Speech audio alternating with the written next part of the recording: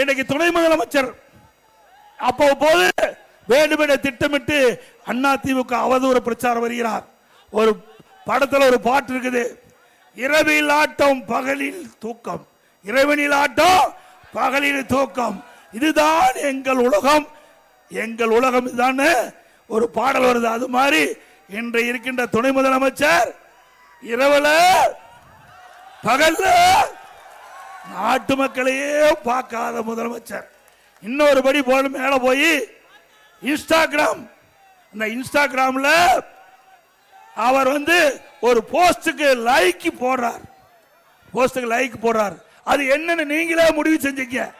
எப்ப போடுறாரு? நள்ளிரவுல போடுறார், நேரம் நள்ளிரவுல இந்த லைக் போடுறார்.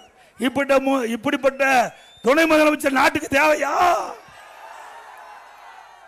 அப்புறம் ஸ்டாலின் பேசுறார், எங்களை பத்தி பிஜேபி பத்தி பேசுறியே, நீ எதிர்கட்சி தலைவரா இருந்தீங்க, திமுக எதிர்கட்சியில் இருக்கும்போது அன்றைக்கு பிரதமராக இருந்த திரு நரேந்திர மோடி அவர்கள் தமிழகத்துக்கு வருகின்ற பொழுது கருப்பு கொடி காட்டினார், கருப்பு பலன் விட்டார்.